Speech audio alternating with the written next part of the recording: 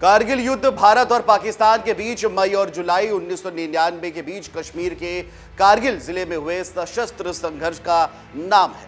कारगिल युद्ध को 23 साल पूरे हो चुके हैं और सारा देश कारगिल विजय दिवस मनाने जा रहा है। लेकिन ये जो विजय है ये आसानी से नहीं मिली थी। हमारे 20, 22 और 25 साल के जवानों ने इस विजय के लिए और अपनी देश की धरती की सुरक्षा के लिए अपना सर्वोच्च बलिदान दिया था। कारगिल की दुर्गम पहाड़ियों की चोटियों पर लड़ा गया यह युद्ध दुनिया का अब तक का सबसे खतरनाक युद्ध माना जाता है। पाकिस्तानी सेना ने हमारी कई चौकियों पर कब्जा जमा लिया था। पाकिस्तानी घुसपैठियों ने मुख्यतः उन भारतीय चौकियों पर कब्जा जमाया था जिनको भारतीय सेना की ओर से सर्दियों के मौसम में खाली कर दिया जाता था।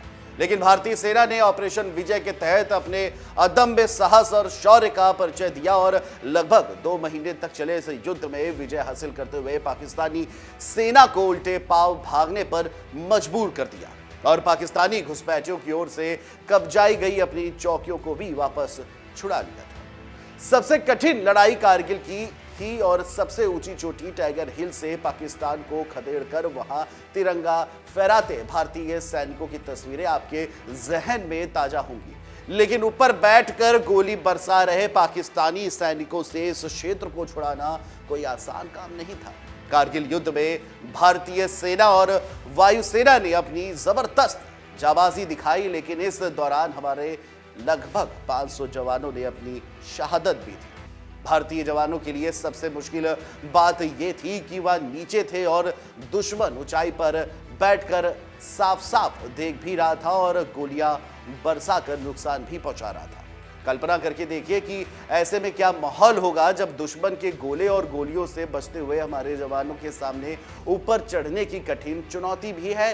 रसद और गोला बारूद भी साथ लेकर जाना है, दुश्मन को ठिकाने भी लगाना है और उस समय सेना के पास आज की तरह रात में देख सकने वाले अत्याधुनिक उपकरण और कई अन्य प्रकार के साजो सामान भी नहीं हुआ करते थे।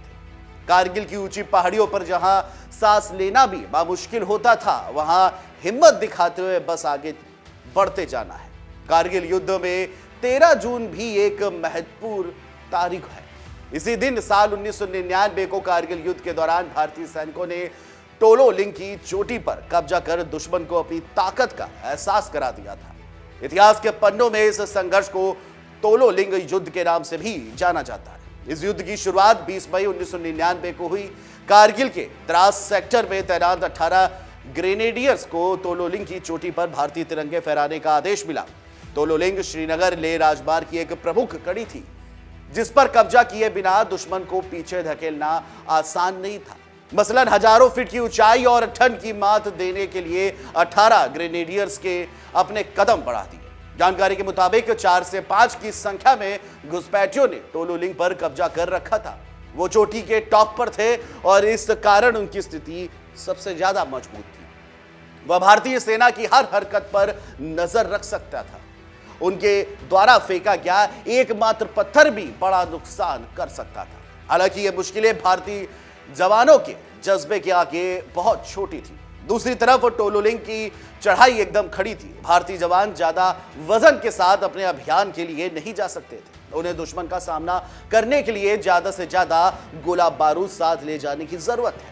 ऐसे में करीब 2 किलो भोजन के पैकेट की जगह वह अपने साथ गोला बारूद लेकर चल दिए। युद्ध के कारण कारगिल की लड़ाई आखिर क्यों हुई, क्या वजह थी, ये सवाल आने वाली पीढ़ी जरूर पूछेगी। तो आइए आपको जरा युद्ध से पहले के हालात से भी अवगत कराते रहते हैं। पाकिस्तानी सेना के मन से यह टीस कभी नहीं गई कि उसे हर बार भारत के साथ युद्ध में हार झेलनी पड़ी।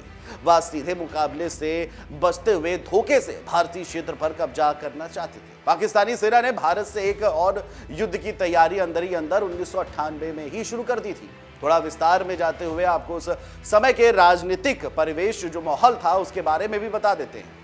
कारगिल युद्ध से ठीक 1 साल पहले 1998 में भारत में अटल बिहारी वाजपेयी की सरकार बनने के बाद मई महीने में पोखरण में परमाणु परीक्षण किए गए, जिसके बाद पाकिस्तान ने भी जवाबी परीक्षण किया और दोनों देशों के बीच माहौल तनावपूर्ण हो चला।